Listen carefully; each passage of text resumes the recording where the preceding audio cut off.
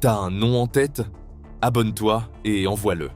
Ici, chaque abonné a le droit de choisir la prochaine personnalité qu'on démonte. Avec élégance.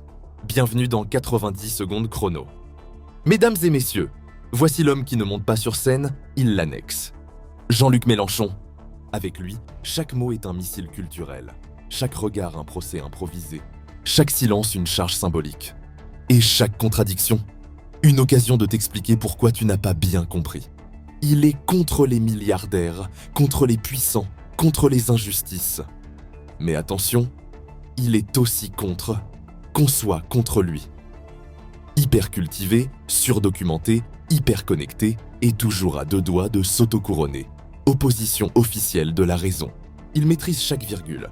Sauf quand c'est la sienne et qu'elle part en embardé live sur un ton de « Je suis la République, monsieur ».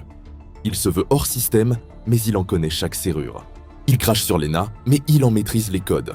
Il s'indigne du pouvoir, mais en rêve la version 5 étoiles, avec constitution sur mesure et discours de victoire déjà imprimés. Et son rapport au numérique, c'est pas de la stratégie, c'est une religion. Chaque punchline est calibré pour TikTok, chaque indignation pour X. Il n'a pas besoin de communauté. Il a une armée numérique prête à dénoncer l'univers entier dès qu'on touche à leur chef. On nous parle de république, d'opposition, de débat, de démocratie vivante. Mais à force de voir les mêmes têtes se crier dessus le jour et trinquer en off le soir, on a compris, ce n'est pas une scène politique, c'est une pièce de théâtre. Avec ses rôles, ses costumes, ses dialogues et son public à endormir.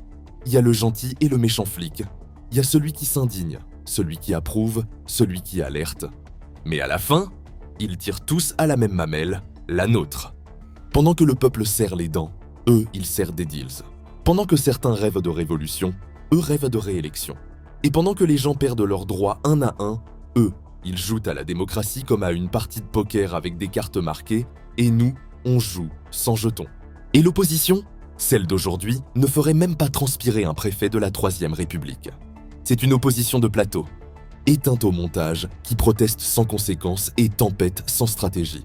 Et si on les sent pas inquiets? C'est peut-être parce qu'ils connaissent déjà la fin du film, on ne gagne jamais.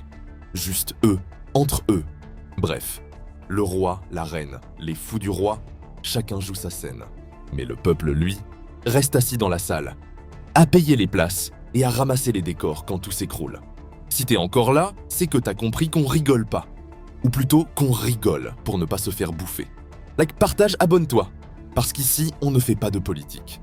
On fait le ménage, à coups d'humour et sans balai truqué.